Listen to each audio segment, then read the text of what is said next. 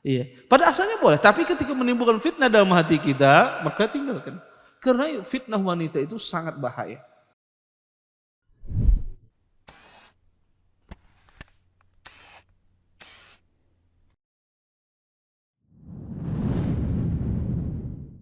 Assalamualaikum warahmatullahi wabarakatuh.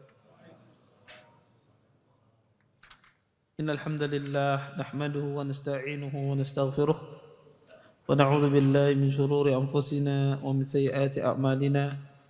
May yahdihillahu fala mudilla lahu wa may yudlil fala hadiya lahu. Asyhadu an la ilaha illallah wahdahu la syarika lahu wa asyhadu anna Muhammadan abduhu wa rasuluh.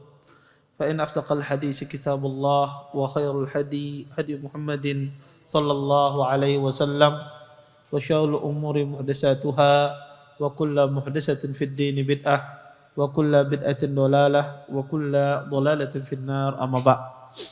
Bapak-bapak, ibu-ibu, ikhwan dan akhwat yang senantiasa dimuliakan oleh Allah Subhanahu wa taala.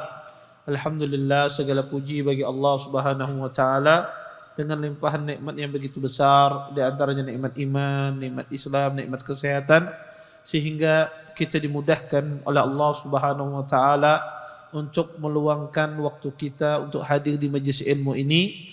Mudah-mudahan apa yang kita cari, apa yang kita tuntut pada malam hari ini mendatangkan keberkahan di sisi Allah Subhanahu wa taala. Bapak, Ibu, ikhwan dan akhwat yang dimuliakan oleh Allah Subhanahu wa taala, kita lanjutkan kajian kita tentang fiqhul muamalah. Kita lanjutkan masalah pembahasan wakalah. Ya, belum selesai, ada beberapa hadis yang berkaitan tentang masalah wakalah. Wa an Abi Hurairah radhiyallahu taala anhu qala ba'atha Rasulullah sallallahu Umar ala sadaqah. Muttafaqun alaih. Dari Abu Hurairah radhiyallahu taala anhu bahwasanya Rasulullah sallallahu alaihi wasallam beliau mengutus Umar untuk mengambil sedekah. Hadis ini dikeluarkan oleh Imam Bukhari dan Imam Muslim.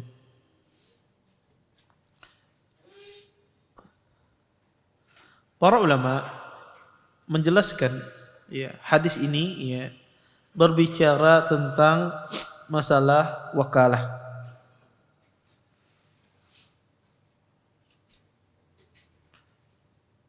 Di dalam hadis ini Rasulullah SAW memerintahkan Umar untuk mengambil zakat. Kita tahu bahwasanya yang mengambil zakat itu adalah seorang amir, seorang pemimpin. Maka seorang pemimpinlah yang mengambil zakat kepada rakyatnya. Di sini dalam hal ini yang menjadi pemimpin adalah Nabi SAW. Tetapi Nabi mengutus Umar bin Khattab radhiyallahu taala anhu mengambil zakat tersebut.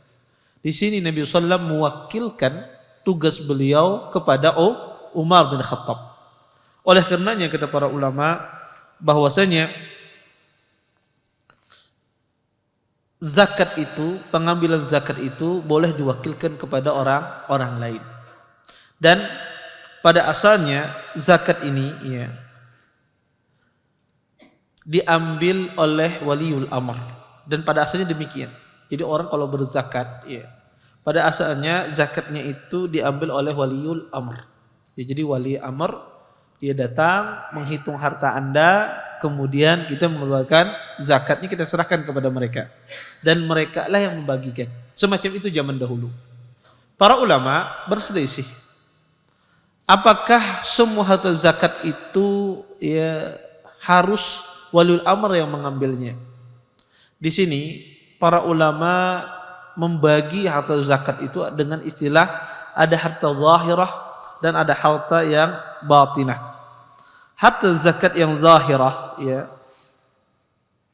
yaitu seperti ya, hewan ternak dan hasil pertanian, maka ini disebut dengan zahirah.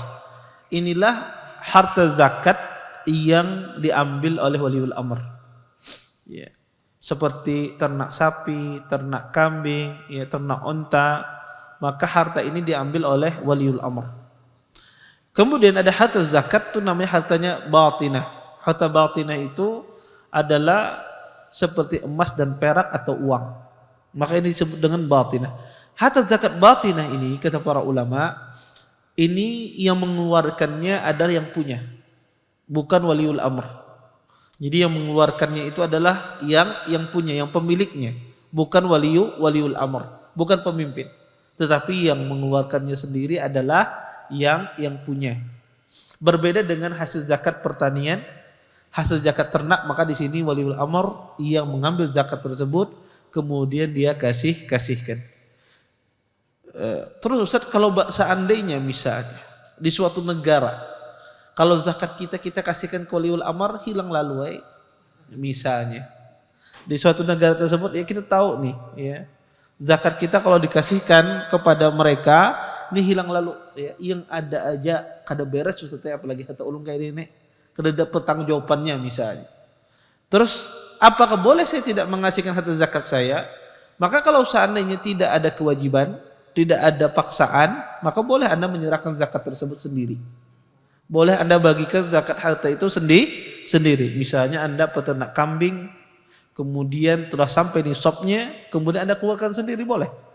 Tetapi kalau seandainya suatu negara memaksa atau menetapkan harus diserahkan zakatnya kepada negara, maka harus kita serahkan.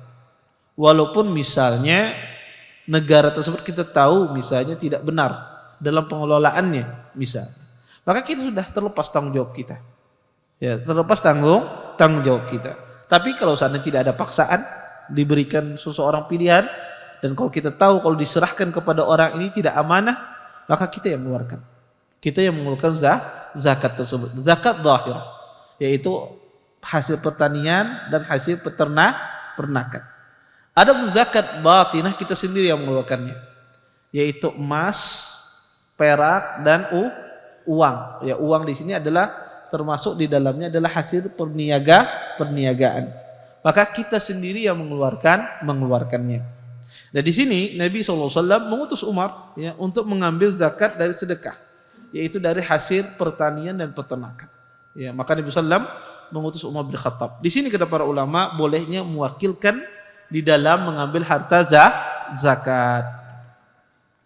Kemudian, ya,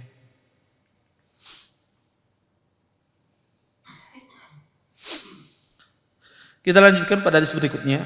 Wa Jabir radhiyallahu taala anhu, anna Nabiyya sallallahu alaihi wasallam nahara 63 wa amara Aliyan ayadbah al-baqi. Dari Jabir radhiyallahu taala anhu, sesungguhnya Nabi sallam beliau menyembelih 63 unta dan menyuruh Ali untuk menyembelih selebihnya. Hadis ini dikeluarkan oleh Imam Muslim. Hadis ini sebetulnya ya hadisnya panjang, tetapi Ibnu Hajar menyingkat di sini. Hadis ini menjelaskan bahwasanya Nabi SAW beliau berkurban 100 ekor unta. Kemudian Nabi menyembelih dari unta yang tersebut, yang beliau kurbankan tersebut 63 ekor. Sisa berapa ekor lagi? Dari 100? 37. Maka 37 ekor untanya disembelih oleh Ali bin Abi Thalib. Padahal ini unta siapa? Unta Nabi SAW. Di sini kata para ulama boleh kita mewakilkan penyembelihan. Walaupun kita yang berkorban, maka boleh kita mewakilkan kepada orang lain yang menyembelih. Baik Ustaz, kalau kita mewakilkan kepada orang lain menyembelih, apakah harus dengan serah terima? Ya, saya serahkan hewan saya kepada Anda, dan apakah harus demikian? Tidak. Cukup dengan isyarat atau cukup dengan perkataan yang menunjukkan bahwasanya dia adalah wakil kita, itu sudah cukup. Oleh karena itu kata para ulama boleh terjadinya wakalah, perwakilan di dalam penyembelihan hewan kurban, walaupun itu bukan hewan kita. Dan ini salah satu kemudahan di dalam syariat Islam, karena ada sebagian orang itu kaduani menyembelih ayam aja kaduani sidin. Ya, apalagi menyembelih kambing, menyembelih sapi, ya, dan seterusnya. Maka ini kemudahan di dalam syariat Islam, seseorang diperbolehkan mewakilkan. Termasuk dalam hal ini, menyembelih ini tidak mesti laki-laki, wanita pun boleh enggak menyembelih? Boleh. Ya, seorang wanita apa boleh dia menyembelih hewan? Boleh dia menyembelih hewan, tidak mesti menyembelih ini seorang laki-laki, tapi wanita boleh di dalam syariat Islam, karena tidak mengharuskan yang menyembelih itu seorang laki. Tetapi penyembelihan itu biasanya dilakukan oleh kaum pria. Tetapi kalau ada wanita menyembelih sesuatu, sah nggak sembelihannya? Sah, tidak mengapa selama dia menyebut ya syarat-syaratnya bismillah, menyebut baca bismillah, menyebut nama Allah, tidak menyebut nama selainnya. Kemudian ya, di dalam hadis ini juga ya, seseorang boleh berkurban itu lebih dari satu. Ya, tidak mengharuskan ketika kita berkurban itu cukup satu saja, boleh lebih dari satu. Nabi SAW di sini berkorban berapa ekor? 100 ekor. Maka keliru orang yang mengatakan bahwasanya satu keluarga itu cukup satu sapi saja, jangan lebih. Salah. Boleh seseorang itu lebih dia berkorban. Mau 2 ekor, mau 3 ekor silahkan. Nabi SAW di sini berkorban 100 ekor onta. Ya. Maka ini dilihat pada kemampuan seseorang. Kemudian di dalam Islam emang sebagus-bagus perbuatan adalah dikerjakan sendiri. Ya. Ketika kita berkorban, afdalnya kita menyembelihnya sendiri. Maka kata para ulama sebagus-bagus perbuatan adalah dilakukan dengan sendiri. Tetapi ketika orang tersebut butuh diwakilkan maka boleh diwakilkan. Taib. Apakah perwakilan penyembelihan ini sekedar disembelihkan saja? Boleh tidak saya mewakilkan juga adalah yang membagikan dagingnya orang lain? Boleh tidak? Boleh. Termasuk di dalam hal ini adalah membagikan daging dari hewan kurban kita, boleh kita wakilkan kepada orang lain. Anda punya daging, Anda bilang tolong daging ini bagikan kepada yang berhak. Boleh tidak? Boleh. Ya. Para ulama membolehkan, termasuk di dalam hal ini adalah membagi daging tersebut kepada fakir miskin. Sehingga tidak perwakilan ini tidak hanya sekedar menyembelih. Boleh juga kita wakilkan ke orang lain untuk membagikan daging kita. Baik. Kita lanjutkan ke hadis berikutnya. Wa Nabi Hurairah radhiyallahu taala anhu fi qissatil asif. Qala an-nabiy sallallahu alaihi wasallam waghdu ya Unais ala imraati hada fa in i'tarafat farjumha. Al hadis muttafaqun alaih. Dari Abu Hurairah radhiyallahu taala anhu, beliau berkisah tentang seorang upahan. Rasulullah SAW bersabda, wahai Unais, pergilah kepada wanita ini dan rajamlah jika dia mengakui perbuatannya. Muttafaqun alaih. Hadis ini ya bercerita tentang ada seorang laki-laki menyewa seseorang untuk membantu dia bekerja. Dan subhanallah, laki-laki yang diupah sama orang ini ternyata berzinah dengan istrinya. Berzinah dengan istrinya. Kemudian diketahui oleh suami sang istri ini. Kemudian laki-laki dan wanita ini pun dinasihatin untuk dia bertaubat kepada Allah Subhanahu wa taala, dijelaskan kepada mereka berdua hukum Allah Subhanahu wa taala. Akhirnya pun datang ya, ayah laki-laki yang berzinah ini kepada yang memberikan upahan ini. Dia mau menyogok bahwasanya dia akan memberikan ya 100 ekor kambing ya, dan seorang budak. Jadi suami dari istri ini yang dizinah ini mau dikasih 100 ekor kambing dan satu budak. Ya, kemudian 2 orang ini dinasihati oleh para sahabat. Ya, akhirnya pun mereka pun datang kepada Nabi SAW dan mengaku. Akhirnya kata Nabi mengutus seorang Unais. Kata Nabi SAW, wahai Unais, datangi ya wanita tersebut. Jika seandainya dia mengaku, ya maka ya jika seandainya pemuda itu mengaku, maka kata Nabi SAW, cambuk pemuda itu 100 kali karena dia belum menikah. Karena laki-laki yang berzinah dan dia belum menikah, maka hukumannya adalah dicambuk 100 kali.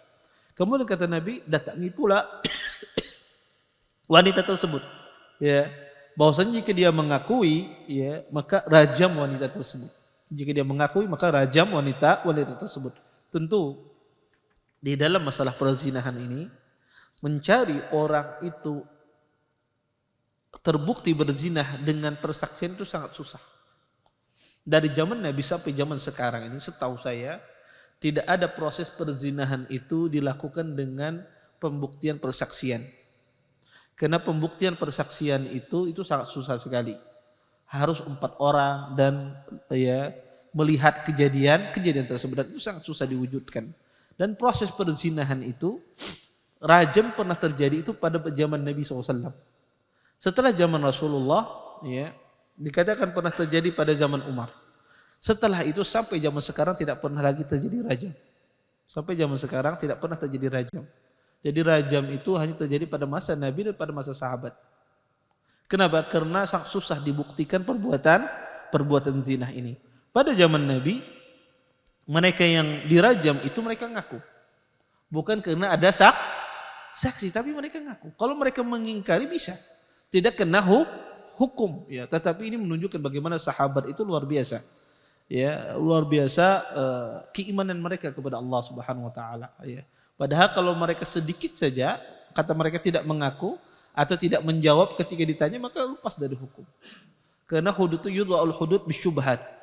Hudud itu terlepas hukuman itu kalau ada syubhat, sedikit pun ada syubhat di dalam masalah penetapan hukuman tidak boleh dijatuhkan hukuman. Ya, di dalam syariat Islam, ya. Karena di dalam Islam itu sangat berhati-hati dalam memutuskan hukuman. Orang ini dirajam, orang ini dicambuk, orang ini dipotong tangan, maka betul-betul tidak ada sama sekali syubhat. Dan itu banyak ya zaman sekarang ini, ya. Orang ya berzina ya di Saudi diproses, tetapi ya akhirnya tidak kena hukuman. Ya, karena ada syubhat yang begitu banyak.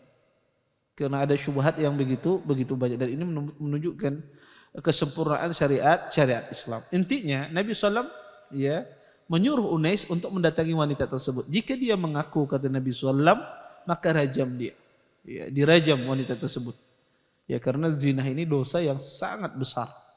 Ya, dosa yang sangat besar, termasuk salah satu dari 7 dosa besar. Dan sebab kebanyakan zina ini terjadi ya berasal dari pandangan ya dan banyaknya ikhtilat, banyaknya pergaulan. Ya, dan ini bahaya sekali. Ya, wanita atau laki-laki yang suka memandang kemudian atau suka berikhtilat campur baur antara laki-laki dengan wanita itu sangat mudah terjerumus ke dalam perbuatan zina. Ya. Apalagi pada zaman sekarang ini. Ya. Zaman sekarang ini bahkan rata-rata orang itu biasanya merasa tidak risih kalau dia berbicara dengan wanita, walaupun sudah ngaji. Kadang-kadang tertawa-tawa, kadang-kadang terbahak-bahak, maka ini tidak betul, ya tidak benar. Seorang laki-laki boleh tidak berbicara dengan wanita, boleh sesuai dengan hajah. Tetapi ketika seorang laki-laki itu dia berbicara dengan wanita dan dia menikmati ya suara wanita tersebut, maka Anda berhenti, tinggalkan. Karena itulah mulai masuk fitnah pada hati Anda. Walaupun itu pertanyaannya penting, tetapi kalau kita sudah mendengar sesuatu kemudian kita merasa lezat dengan suaranya, padahal yang berpendeknya 70 tahun. Ya, tetapi suaranya masih nyaman didengar. Maka timbul fitnah di dalam hati Anda tinggalkan. Jangan, berhenti. Atau tutup, afwan, ya lewat SMS, lewat WA, jangan lewat. Iya, pada asalnya boleh, tapi ketika menimbulkan fitnah dalam hati kita, maka tinggalkan.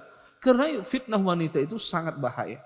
Ya, makanya kata Nabi SAW, saya tidak meninggalkan fitnah yang lebih berbahaya daripada kompor kecuali fitnah wanita. Ya karena laki-laki ini ya mudah error kata saya. Ya mudah konslet laki-laki ini. Ya maka ya dia harus menutup pintu-pintu fitnah. Ya. Fitnah yang terbesar pada zaman sekarang ini adalah pandangan. Ya. Lihat di HP, ya, lihat di televisi, maka ini pintu yang terbesar. Kadang-kadang seorang laki-laki dia tidak mendapatkan kenikmatan pada istrinya. Dia tidak mendapatkan kenikmatan pada istrinya. Kenapa? Karena dia merasa nikmat itu ketika dia ngomong sama wanita lain.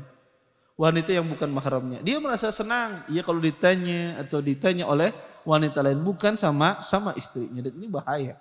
Ya, dan ini bahaya. Kalau ada semacam ini, maka cepat-cepat Anda bertaubat, beristighfar kepada Allah Subhanahu wa taala. Seperti itu pula akhwat. Ya. Kalau dia merasa nyaman dengan ngomong, bertanya dengan laki-laki lain, walaupun itu seorang ustadz, maka itu bahaya. Ya, maka itu bahaya. Itu tanda-tanda itu membawa kita kepada perbuatan maksiat. Maka cepat-cepat beristighfar, minta ampun kepada Allah Subhanahu wa taala. Ustadznya diblokir nomornya. Iya betul. Jangan bertanya dengan ustadz itu kalau Anda terfitnah. Ya maka tanya, banyak orang yang bisa Anda tanya. Anda tanya melewati orang lain, tolong tanyakan kepada si fulan. Jangan Anda bertanya langsung. Kalau Anda terfitnah, dan syaitan itu sangat mahir bermain dengan hati manusia, suka dipermainkan oleh setan hati manusia.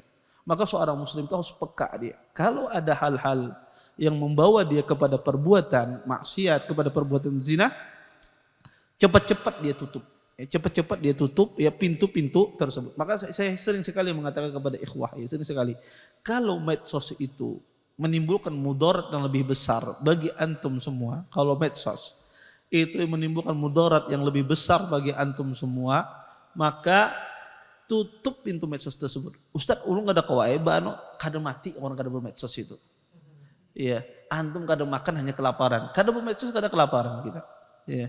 Kalau itu antum kita tidak bisa menjaga medsos, Facebook kita nggak bisa menjaga dari pandangan, apalagi Instagram kita tidak bisa menjaga dari pandangan, ya kita fit orangnya lemah, Twitter nggak juga demikian, TikTok juga demikian, ya apalagi pokoknya medsos yang lain dia tidak bisa maka tutup. Ya. Ustadz, ya medsos belum tutup tapi internetnya masih jalan, tetap jangan buka YouTube misalnya. Muka aja melihat yang lain, jangan berinternetan. Ya pakai telepon gak ada masalah. Ya, yang penting kita menyelamatkan agama kita. Berapa banyak orang itu rusak dari apa? Dari internet. Ya, sangat banyak sekali orang itu rusak dari internet. Ya, dia rusak di rumahnya, di rumah abahnya. Kenapa? Karena ada internet. Ya, karena ada medsos demikian. Kadang kita itu lebih tidak adil kalau menurut saya itu. Kadang itu dalam masalah TV, kada boleh nonton TV, kada boleh ini TV, kada boleh di rumah. Tapi HP dibisukan sampai malam, ya.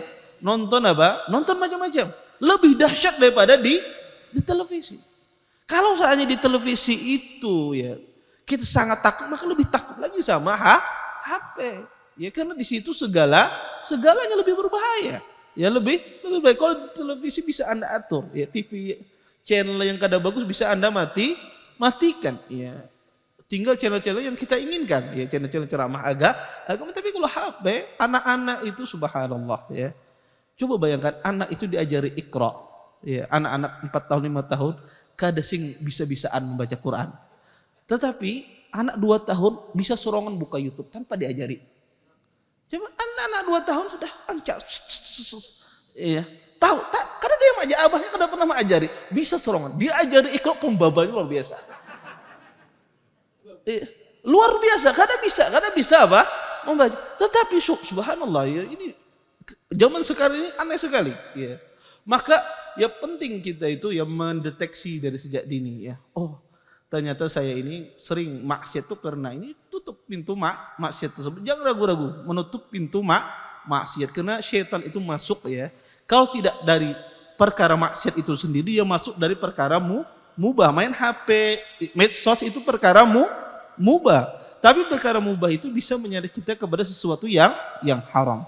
Kalau kita tahu itu kepada sesuatu yang haram, maka langsung kita tutup. Kemudian di sini Nabi SAW mengatakan, kata Nabi SAW, ya pergi kepada wanita tersebut. Karena dia berzina ini karena dia adalah upah, sering berinteraksi. Ini masalahnya, sering berinteraksi. Makanya Anda lihat kasus perzinahan itu rata-rata ya orang selingkuh, ya. Saya sebetulnya tidak senang menyebut selingkuh. Saya suka menyebutnya berzina. Ya karena berzina itu ibarat syar'iyah. Orang kalau disebut Anda penzina itu lebih sakit di dalam hatinya ketimbang disebut perebut laki orang. Perselingkuhan, ya itu sebetulnya kata-kata tidak syar'i. Karena itu melembutkan kalimat syar'i. Ya melembutkan kalimat syar'i dan itu tidak benar. Kalau kita berbicara itu bicara kalimat syar'i, penzina. Ya, kenapa? Karena itu menjadikan hukuman secara sosial. Orang kalau disebut ini penzina, telah berzina itu hukuman sosial. Ketimbang orang itu disebut dengan berselingkuh, kan itu lebih ringan dia dengar. Tapi kalau berzina orang tahu apa aib dari perbuatan zina. Maka sering berinteraksi ini antara laki-laki dengan wanita, ya ikhtilat yang luar biasa, campur baur, berduaan, bahkan berkhulwat, maka itulah yang terjadi terjerumus perzinahan. Orang teman kerjanya berzina, punya suami, atau seorang laki-laki punya istri, dia berzina dengan wanita, sama-sama punya pasangan sudah, punya istri dan suami, tapi mereka berzina. Kenapa? Karena ikhtilat. Dan syaitan ya mudah memainkan hati manusia, dan manusia itu lemah di depan syahwat. Ya, laki-laki lemah di hadapan wanita, wanita pun juga lemah di hadapan laki-laki. Ya. Maka pandangan ikhtilat campur baur inilah yang menyebabkan seseorang itu terjerumus dalam perbuatan zina. Maka kata Nabi SAW, wahai Unais, pergi ke wanita tersebut, jika dia mengaku maka rajamlah, kata Nabi SAW. Ya. Maka hadis ini diambil oleh para ulama tentang bolehnya pelaksanaan hukum hudud. Ya, hukum had. Hudud itu adalah sebuah hukuman yang ditetapkan hukumannya itu di dalam syariat kita. Jadi ditetapkan hukumannya di dalam Al-Quran, di dalam hadis. Hukumannya apa itu disebut hudud, hukum had. Contoh misalnya potong tangan, mencuri potong tangan. Orang membunuh dibalas membunuh. Orang berzina dibalas dengan dirajam. Kemudian ya ini orang minum khamr dicambuk. Maka ini disebut dengan hukum had. Maka hukum had ini ya disebutkan oleh para ulama bahwasanya hukum yang telah ditentukan di dalam syariat. Ada selain hukum had namanya hukum ta'zir. Disebut dengan hukum ta'zir. Hukum ta'zir ini adalah hukum yang tidak ada ketetapannya di dalam syariat. Jadi tidak ada ketentuannya. Dosa ini tidak ada hukumannya di dalam syariat. Maka ta'zir itu kembali kepada hakim. Hakim yang memutuskan hukumannya. Contoh misalnya orang berjudi, maka hukumannya apa di dalam syariat kita? Cuma haram. Tapi hukumnya apa? Orang berjudi itu dicambukkah? Tidak ada. Maka hakim yang menentukan. Hakim yang menentukan. Itu disebut dengan ta'zir. Jadi hakim yang menentukan. Maka kata Nabi SAW, ya di sini Nabi SAW mewakilkan Unais untuk mewakili beliau dalam menegakkan had, dalam menegakkan hukuman. Nabi SAW mengutus Unais. Maka kata para ulama, boleh seorang itu mewakilkan orang lain dalam menegakkan hukuman. Dalam menegakkan hukuman, yaitu hukuman had. Karena pada asalnya hukum had ini tidak boleh menegakkannya kecuali seorang pemimpin, seorang waliul amr. Tetapi di sini Nabi SAW mewakilkan kepada Unais untuk menegakkan hukuman tersebut. Iya. Kemudian, ya. Di dalam hadis ini juga menunjukkan bahwasanya menunjuk seseorang sebagai wakil kita tidak membutuhkan lafaz atau ungkapan khusus ya. Kebanyakan kita di Indonesia ini suka banyak lafaz-lafaz khusus dalam menentukan wakil, dalam menentukan ini. Sebetulnya tidak. Ya tidak perlu lafaz-lafaz khusus, tinggal tunjuk saja antum jadi wakil saya. Antum tolong wakilkan saya ini, sudah cukup. Tanpa ada lafaz-lafaz tertentu. Karena perwakilan ini ya sangat mudah di dalam syariat kita. Taib. Kita lanjutkan bab yang baru, babul iqrar.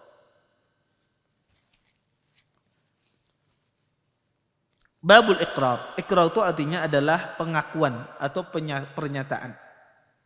An Abi Dzar radhiyallahu taala anhu qala lin nabiy sallallahu alaihi wasallam qulil haqqa walau kana murra. Sahih Ibnu Hibban fi hadisin tawil.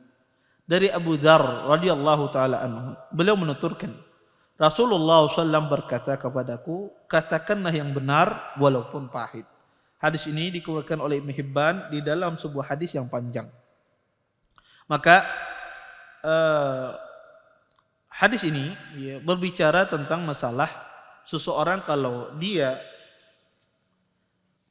dimintai keterangan, dimintai pernyataan untuk menjelaskan sesuatu, maka hendaklah dijelaskan dengan cara yang benar. Tidak boleh dia ketika memberikan pernyataan tersebut berdusta. Apalagi dimintai keterangan. Ya, karena bisa jadi Anda sebagai saksi dalam sebuah masalah. Maka Anda harus memberikan pernyataan tersebut dengan perkataan yang benar. Tidak boleh memberikan pernyataan tersebut dengan perkataan yang disalah. Kemudian, ya, seorang juga tidak boleh dia membuat pengakuan itu ya yang memudaratkan orang lain. Pengakuannya tidak benar yang menimbulkan memudaratkan orang lain, atau pengakuannya dia sengaja dia bikin sama-sama, dia tidak berdosa tapi dia bikin sama-sama agar orang ini menimbulkan mudarat. Tidak boleh. Maka seseorang itu harus dia bikin pengakuan, pernyataan yang benar sehingga tidak menimbulkan mudarat bagi saudaranya. Dan ya dusta ini subhanallah ya. Dusta ini luar biasa. Orang kalau sudah pernah berdusta sekali, kadang mungkin yang berdusta sekali. Setiap orang berdusta sekali, dia akan menutupi kebohongannya dengan kebohongan lain. Itu pasti. Orang kalau berdusta sekali, ya pasti dia akan menutupi kebohongan itu dengan kebohongan lain. Makanya kata Nabi SAW, fa innal kadhiba yahdi ilal fujur, wa innal fujura yahdi ilan nar.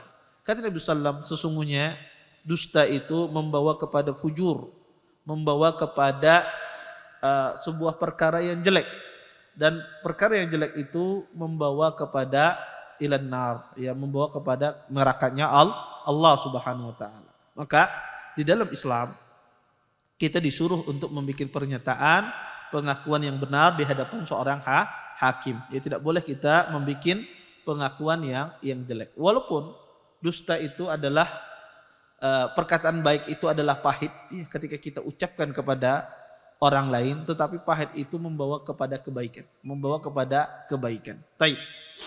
Kita ambil bab baru, babul ariyah, ya, bab tentang masalah meminjamkan. Babul ariyah ini beda dengan bab utang, bab qard. Ini meminjamkan beda dengan bab utang. Ini babul ariyah. Ya. Taib.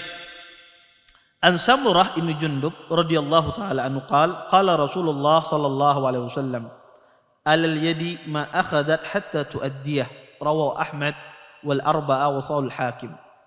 Dari Samurah bin Jundub radhiyallahu taala anhu, beliau berkata, Rasulullah bersabda, tangan yang mengambil tetap bertanggung jawab terhadap barang yang diambil hingga dia mengembalikannya kepada si pemiliknya.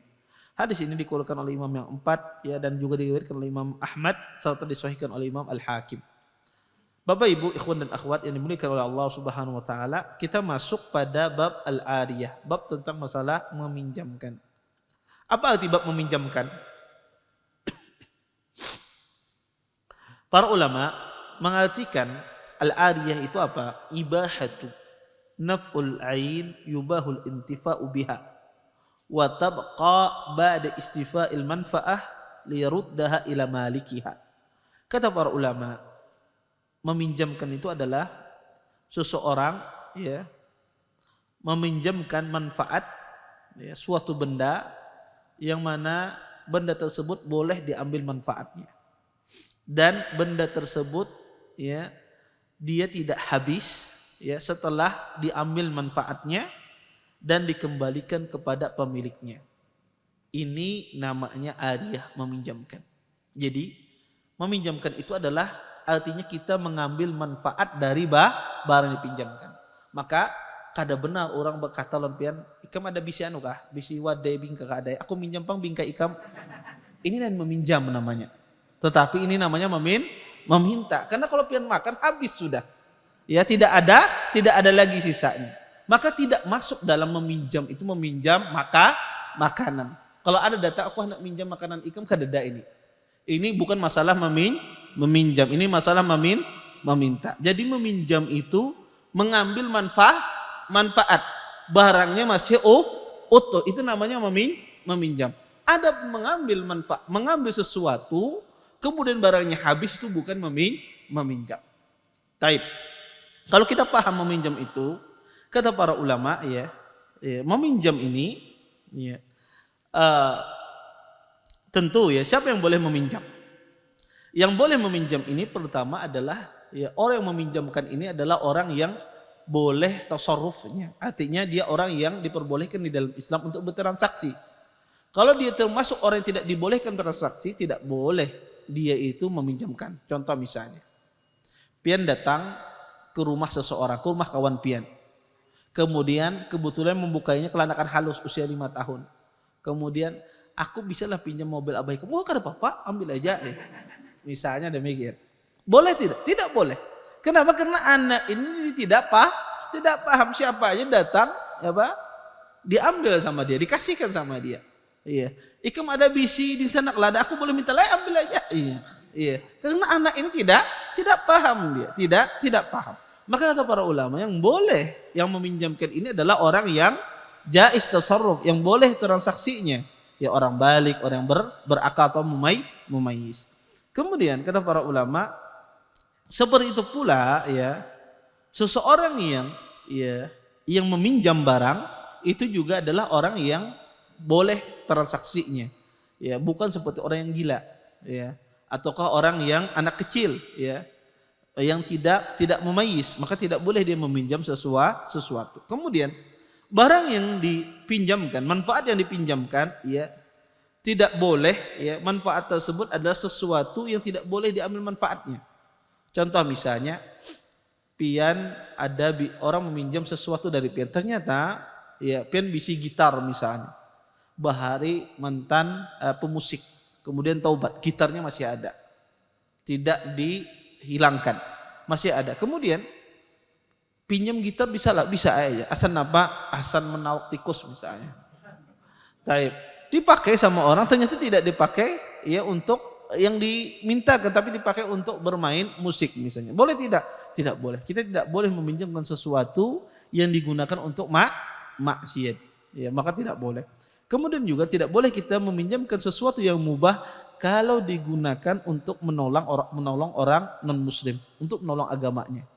Anda meminjamkan budak untuk menolong orang kafir, maka tidak boleh. Ya, seorang meminjamkan budak misalnya menolong untuk agama orang kafir, maka tidak boleh. Maka tidak boleh kita meminjamkan pada sesuatu yang menolong agama orang lain, bukan menolong agama Allah Subhanahu wa taala. Dalam hadis ini, Bapak Ibu ikhwan dan akhwat yang dimuliakan oleh Allah Subhanahu wa taala, sedikit kita lanjutkan tentang masalah ariyah ini. Ya, di sini Nabi sallallahu mengatakan, kata Nabi sallallahu, tangan yang mengambil tetap bertanggung jawab terhadap barang yang diambil. Ini menunjukkan bahwasanya kita disuruh oleh Nabi sallallahu, orang yang meminjam ini menjaga barang orang yang kita pinjam tersebut. Bahkan seharusnya barang yang kita pinjam itu harus kita jaga melebihi menjaga harta kita. Tetapi kebanyakan orang yang meminjam ini kebalikannya. Ya, orang meminjam ini kebanyakannya adalah tidak perhatian terhadap barang yang dipinjamkan. Pinjam misalnya sesapu lawan orang ya, setelah dipakai sudah diterlantarkan kemana, berhujan, berpanas, kadang-kadang dipatahi oleh anaknya, dikembali, om afwan patahlah tadi sesapunya. Iya, kadang orang tidak perhatian terhadap barang yang dipinjam, ini keliru. Ketika kita meminjam sesuatu dari orang, maka harus kita jaga melebihi harta kita. Barang yang sering ya, yang mungkin sering orang itu tidak perhatian, minjam buku misalnya, iya. Kadang orang minjam buku itu ya sudah bukunya berdebu, asalnya pinjamnya bersih. Ya, tidak dia jaga. Ya kadang-kadang bukunya sobek-sobek dan seterusnya. Ya, maka ini adalah keliru. Ya, maka kita harus, kata Nabi sallallahu, bertanggung jawab terhadap barang yang diambil. Kemudian di antara bentuk tanggung jawab terhadap barang yang diambil adalah barang yang dipinjam. Seorang meminjam itu tidak boleh dia meminjamkan barang itu kepada orang lain. Anda ketika meminjam sama saya sepeda motor, saya kasih pinjam. Taib. Boleh tidak Anda pinjamkan sepeda motor itu kepada ayah Anda? Tidak boleh. Boleh tidak Anda pinjamkan sepeda motor itu kepada anak Anda? Tidak boleh. Saya meminjamkan hanya kepada Anda. Kemudian Anda pinjamkan, dipakai sepeda motor itu oleh anak Anda, oleh ayah Anda, tidak boleh. Kecuali izin saya. Kecuali dengan izin saya. Dan ini banyak orang tidak paham. Ketika orang Anda meminjam dan dia meminjamkan hanya untuk Anda, tidak boleh Anda pinjamkan ke orang lain, walaupun itu adalah orang terdekat Anda, anak Anda. Anda pinjam sepeda motor, kemudian dipinjamkan ke Anda. Kemudian sepeda motornya dipakai bini Anda, boleh tidak? Tidak boleh. Kecuali Anda izin. Kecuali Anda izin dengan orang yang meminjamkan. Ini kan Bapak setai orangnya baik aja, kada kawa. Ya, harus Anda izin. Ya kecuali dari awal Anda pinjamlah sepeda motornya, nanti mungkin bisa jadi yang pakai ini keluarga anak. Oh kada apa-apa, ini kada masalah. Tetapi kalau tidak ada demikian maka tidak boleh. Kemudian ya orang yang meminjam ini ketika rusak ya, apakah dia harus mengganti? Orang yang meminjam ini ketika rusak apakah dia harus mengganti? Maka pada asalnya orang yang meminjam ini ketika rusak tidak harus dia mengganti. Jadi Anda minjam sepeda motor, rusak sepeda motornya, apakah Anda mengganti? Tidak. Orang meminjam ini kapan dia harus mengganti? Ketika terpenuhi salah satu dari 3 unsur ini. Pertama, orang meminjam itu harus mengganti dia kalau seandainya melampaui batas dalam meminjam. Gimana melampaui batas? Misalnya ya minjam mobil pickup, minjam mobil pickup ya untuk dipakai. Sekalinya dikasihnya muatannya 10 ton misalnya. Akhirnya apa? Motornya hancur, ya. Motor hancur, jalan 100 meter aja harus pecahan bannya. Iya. Melampaui batas. Tapi dia harus mengganti. Oh, Anda meminjam, keadaan inti melampaui batas. Ya, tidak semestinya, maka dia harus mengganti. Yang kedua kata para ulama, dia lalai dari barang yang dia pinjam tersebut. Pinjam sepeda motor, ya, kada dimasukkan dalam rumah, ditaruh di teras rumah misalnya. Kenapa kada dikunci? Kenapa kada Allah tuh nana yakin bertawakal Allah Subhanahu wa taala. Sandalnya dimasukkan dalam rumah. Sepeda motor orang kada dimasukkannya dalam rumah. Sandalnya sandal jepit dimasukkannya. Sepeda motornya ada dimasukkannya. Ya, dia bertawakal dengan sandal jepit, sepeda motor kada bertawakal. Ya. Maka di sini orang ini salah. Kenapa? Karena dia lalai. Kita suruh dia mengganti barang yang dipinjam tersebut. Kemudian yang ketiga, kapan orang itu disuruh mengganti barang yang dipinjam adalah ketika orang yang meminjamkan ini bersyarat. Orang yang meminjamkannya, aku pinjamkan inilah, kalau rusak diganti. Kalau orang itu bersyarat di awal, kalau rusak diganti, maka harus Anda ganti.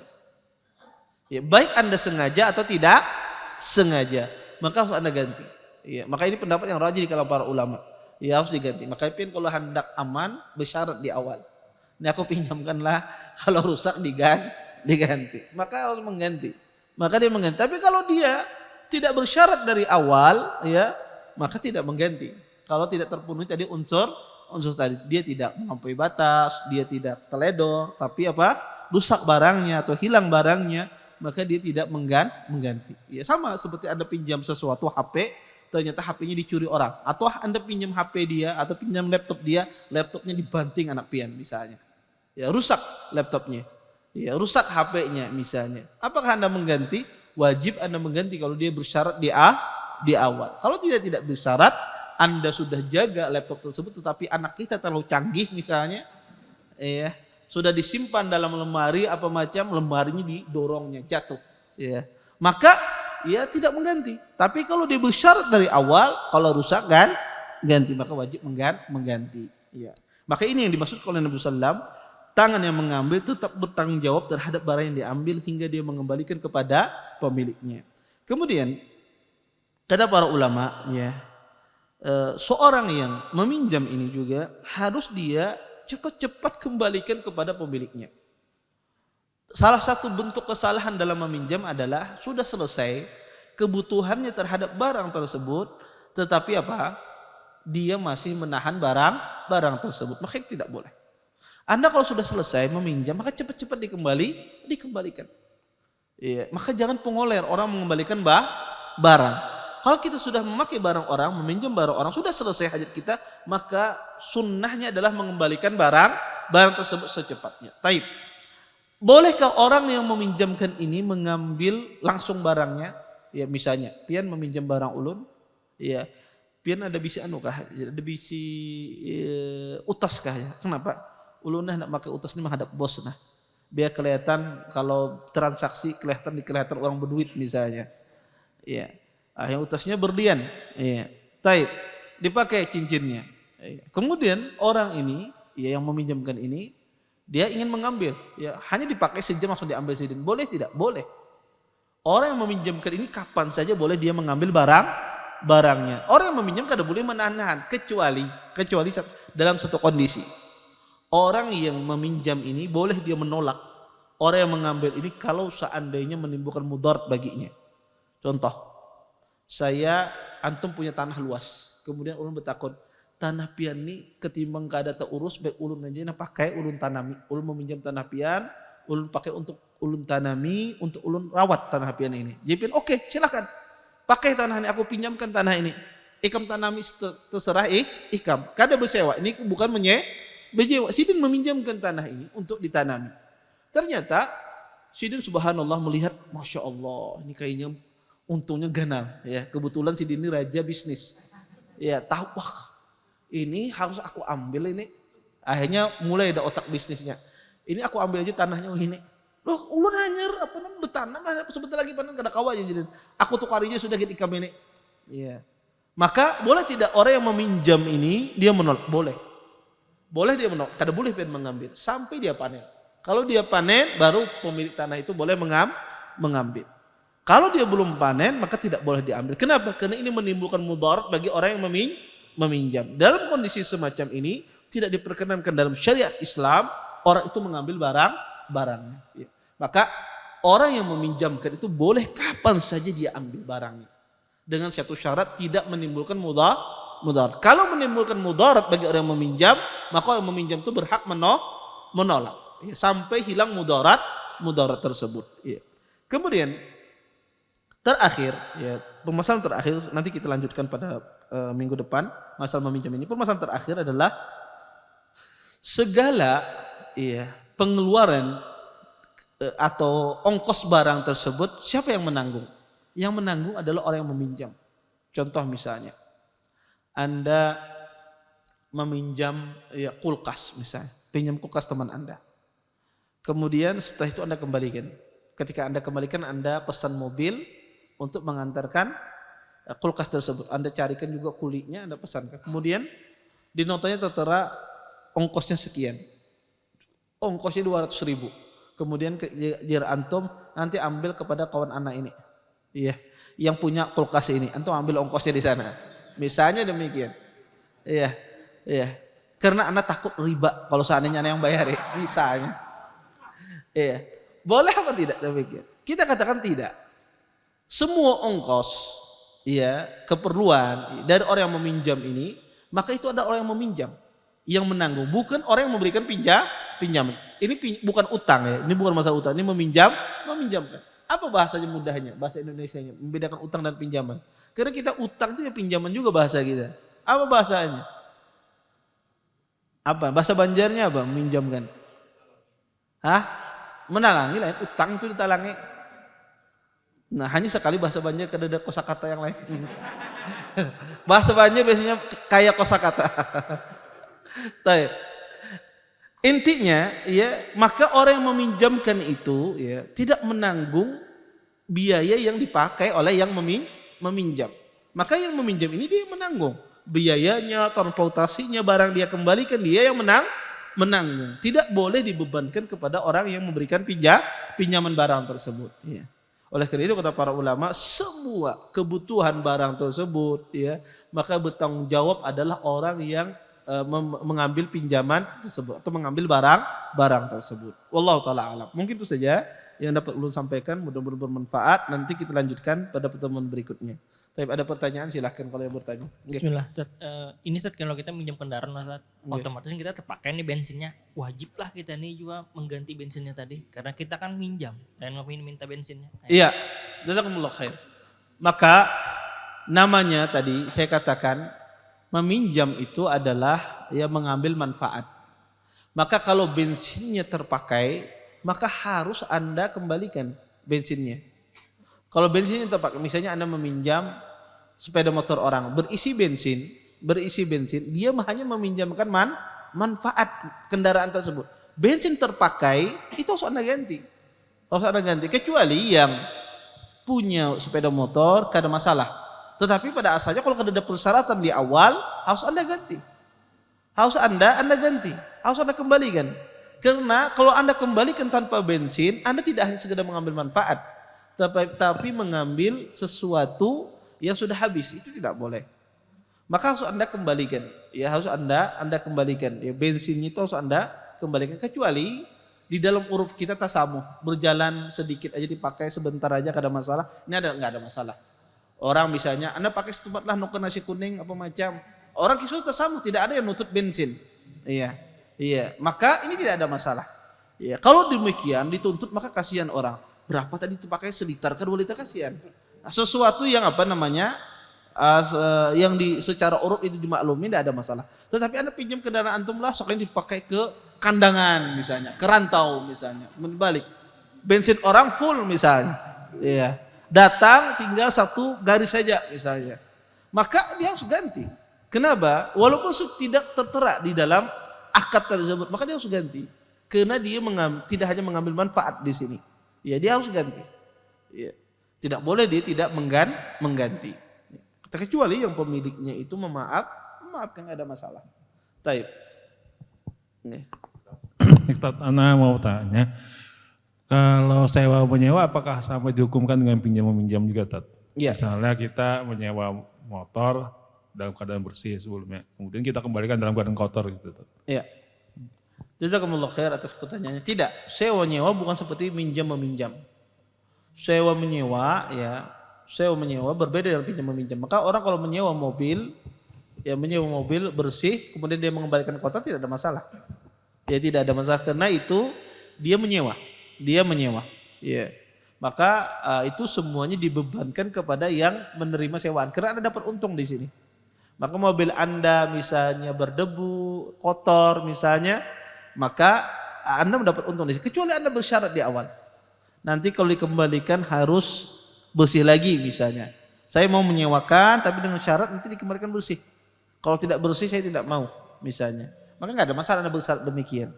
Tapi kalau Anda tidak bersyarat, maka dia tidak berdosa, dia kembalikan mobil impian menjadi rigat lagi, ya licak, apa kan masalah.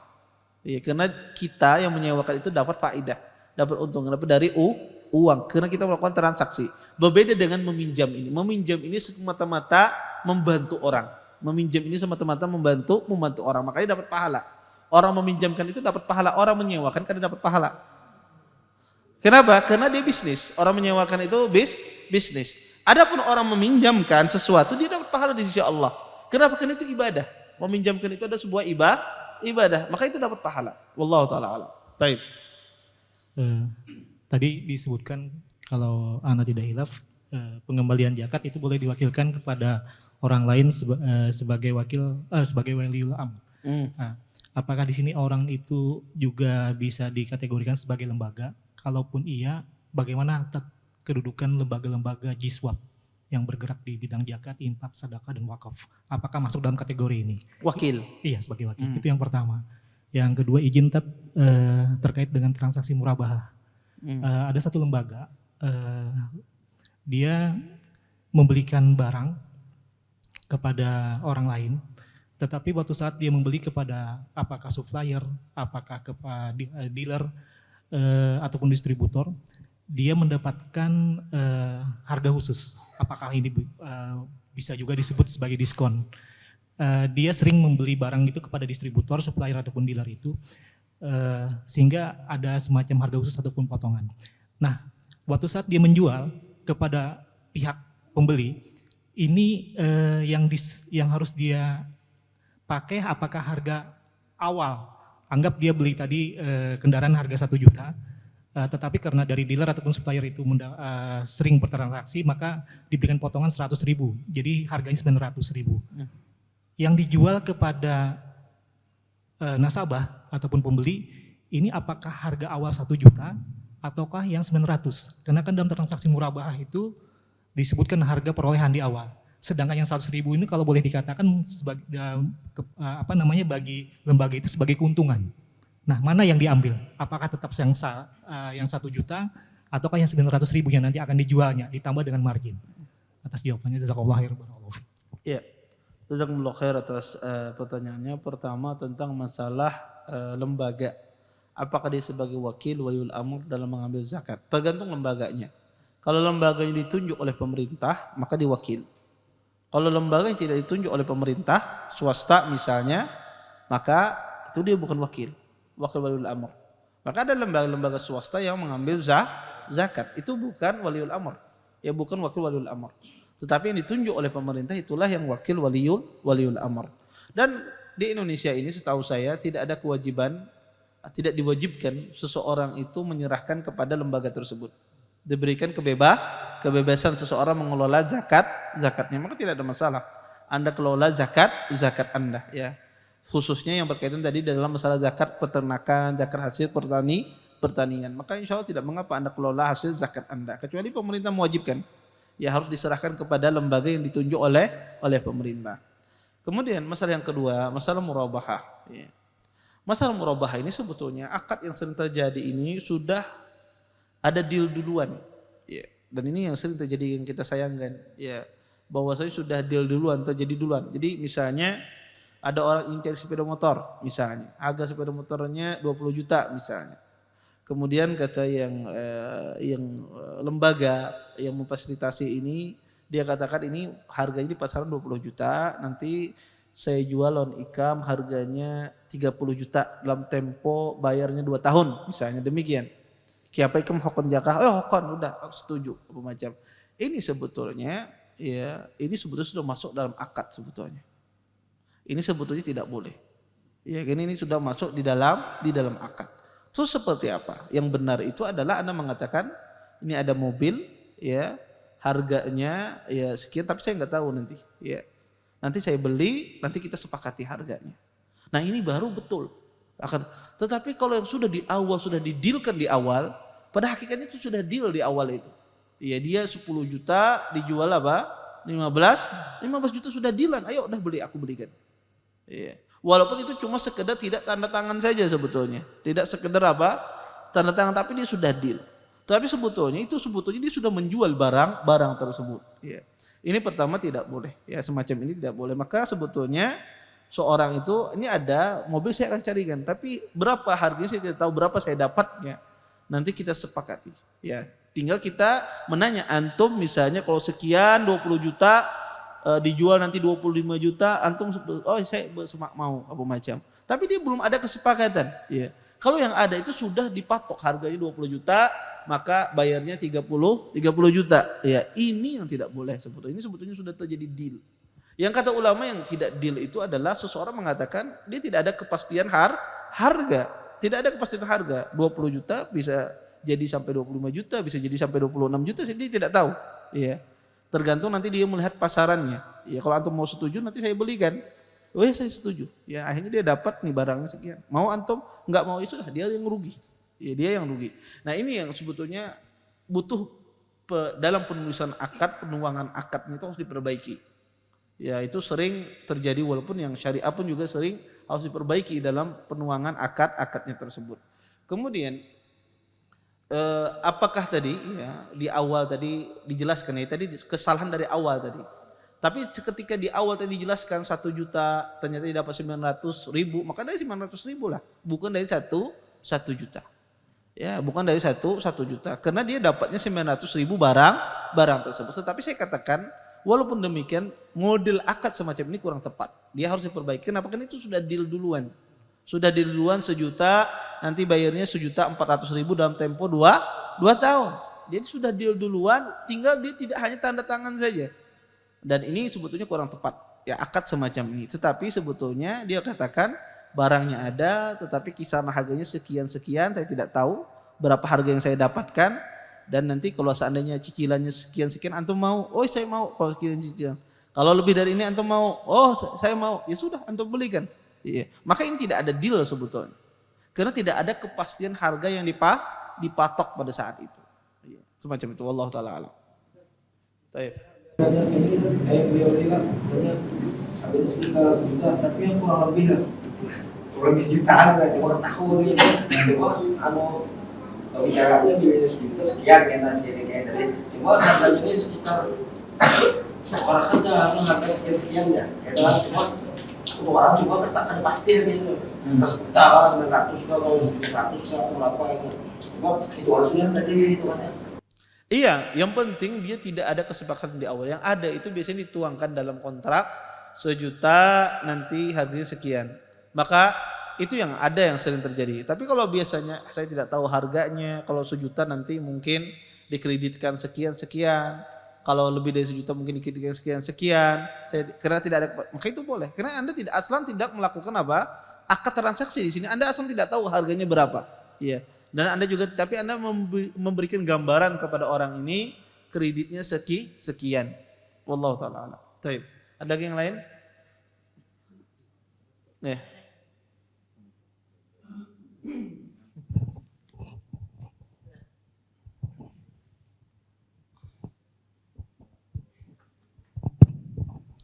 Ustadz, awal tadi penyembelihan kan wanita kan boleh menyembelih. Bagaimana kalau apa sah kalau misalnya wanita haid menyembelih Ustaz, atau laki-laki hadas besar, apakah sah sembelihannya Ustaz? Apa halal sembelihan? Iya, jazakumullah khair. Boleh ya wanita haid menyembelih, tidak dilarang wanita haid menyembelih. Wanita haid itu dilarang adalah membaca menyentuh Al-Qur'an, salat, puasa, itu yang dilarang bagi mereka. Berdiam diri di masjid ada khilaf di kalangan para ulama. Adapun selain itu tidak dilarang. Boleh wanita haid itu menyembelih, tidak dilarang. Taib. Ada yang lain? Nggih, fadhal silahkan. Pakai mic katanya. Assalamualaikum Ustaz.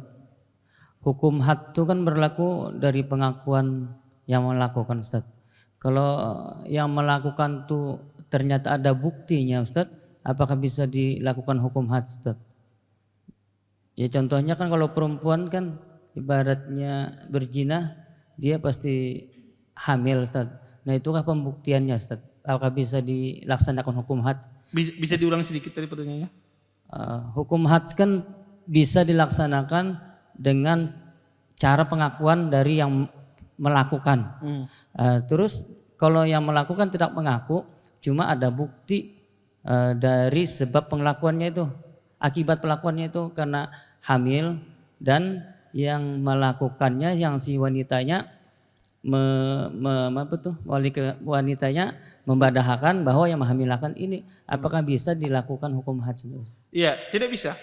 Kalau seandainya wanitanya mengaku saya dizinahi oleh laki-laki tersebut, laki-lakinya mengingkari, maka tidak berlaku bagi laki-laki tersebut. Dia tidak kena hukum had. Tapi hakim bisa menghukumi dari sisi hukum lain, hukum takzir. Kenapa ikan berduaan ya hakim? Ya, tapi tidak bisa dia dihukumi dengan hukuman zina. Ya, kenapa? Karena laki-laki banyak berdalih. Ya, bisa jadi katakan laki-laki lain aku menghamilinya, ikam dihamili jin sok aja mungkin. Jadi dia bisa berdalih ya. Dan jin bisa menghamili manusia. Ya, maka tidak bisa seorang wanita ya, dan bisa jadi wanita itu ketika dia mengaku ingin memudaratkan laki-laki tersebut, bisa jadi. Ya, dia cinta sama laki-laki tersebut, ya, dia ingin memudaratkannya ketimbang aku dibunuh, dirajam, baik mati berdua ya, apa macam. Padahal dia tidak melakukan. Makanya dalam Islam, jika wanita itu mengaku dia berzina, laki-laki yang tidak mengaku, laki-lakinya tidak kena. Wanita tersebut. Nah, adapun bukti yang bisa menjadikan itu dihukum had kalau ada saksi. Ya, saksi, kalau saksinya 4 orang melihat ya, maka itu bisa berlaku. Tapi kalau sekedar bukti wanita itu dia hamil, kemudian wanita itu mengaku bahwasanya yang hamil ini, maka tidak bisa dikenakan hukum had. Tetapi hakim bisa mengenakan hukum yang lain, hukum takzir. Kenapa dia berduaan di dalam kamar? Tapi tidak bisa hakim mengatakan dia dikenai hukum had. Bisa jadi hukuman hakim itu bisa lebih parah daripada hukuman had. Kata hakim ya, oh ini ikam berduaan, oh kayak ikam ini harus ditembak mati ya hakim. Kan apa? Boleh hakim, ya dia adalah hukum takzir namanya. Itu dikembalikan kepada istihad seorang hakim. Kemana dia beristihadnya, seperti apa dia. Oh dia melihat pantasnya ini orang kayak ini dulu hukum mati misalnya. Maka dikembalikan kepada seorang hakim. Maka takzir itu tidak ada batasannya. Bisa jadi takzir itu lebih parah, lebih besar hukumannya daripada had. Ya, tergantung kembali kepada hakim itu sendiri. Wallahu taala alam. Taib. Saya kira apa benar Ustaz, ada kan punya katanya kalau orang berzina itu Ustaz, di rumah berzina Ustaz 40 samping kiri kanan depan itu kena dosanya. Terus yang kedua Ustaz, bagaimana kita menyikapi tetangga kita Ustaz yang membebaskan anaknya berpacaran itu Ustaz. Sedang kita kan tidak bisa 24 jam mengetahui itu ada orang tua di rumah atau tidak. Pertama, itu tidak benar ya, bahwasanya 40 samping 40 kanan ya menanggung balaknya berataan. Iya. Maka kasihan kita yang kasihan. Kita kada tahu napa-napa, rumah sudah dibuncung 40, nomor 40 pas kena nomor 40. Ya. Karena pertama berdasarkan firman Allah Subhanahu wa taala Al-Qur'an, "Wala taziru waziratu wizra ukhra." Kata Allah Subhanahu wa taala, seseorang tidak menanggung dosa orang lain, kata Allah Subhanahu wa taala. Maka kita tidak menanggung dosa orang lain, maka dia menanggung dosanya. Kemudian yang kedua adalah jika ada tetangga anaknya berpacaran apa macam, bukan kewajiban kita untuk mengingkari dengan tangan. Ya, karena itu bukan kekuasaan kita. Tetapi kita hanya bisa mengingkari dengan lisan kalau bisa. Ya, misalnya melihat berpacaran apa macam, ya mungkin ya dinyanyikan diputar-putar keras-keras biarnya ampih misalnya, ya, atau kita misalnya mengetok ya, kan Bapak ayo buat kajian misalnya. Enggak ada masalah, kita mengingkari dengan lisan enggak ada masalah, tapi mengingkari dengan tangan, dengan kekuasaan itu bukan haknya kita, adalah orang tuanya. Anda bisa memperingatkan, bisa menasihati, silahkan. Selama tadi memberikan nasihat tidak membuahkan kemungkaran yang lebih besar. Kalau tidak membuahkan kemungkaran yang lebih besar, maka silahkan Anda nasihati dengan lisan, entah itu Anda sampaikan. Apakah wajib Ustaz 24 jam ulama memantau? Bukan, enggak wajib Anda. Ya, Anda tidak wajib ya. Dan itu juga bukan tugas Anda. Tetapi kalau kita mendapati demikian, kita tahu di depan kita, maka kita ingkari. Kalau kita bisa ingkari dengan lisan, kita ingkari dengan lisan kita. Tapi ya tidak harus kita ini seperti Satpol PP memantau 24 jam, enggak. Ya, kalau kita dapati kemungkarannya, maka kita ingkari kalau kita bisa. Kalau tidak ya sudah, ya. Itu di luar kendali kita. Wallahu taala. Baik. Saya kira cukup ya. Kita tutup dan doa kafatul majelis. Subhanakallahumma bihamdika asyhadu an la anta astaghfiruka wa atubu ilaik. Assalamualaikum warahmatullahi wabarakatuh. Terima kasih. Jazakumullahu khairan wa barakallahu fikum. Video ini dibuat atas partisipasi dari donasi Anda. Semoga menjadi amal jariah bagi Anda semuanya.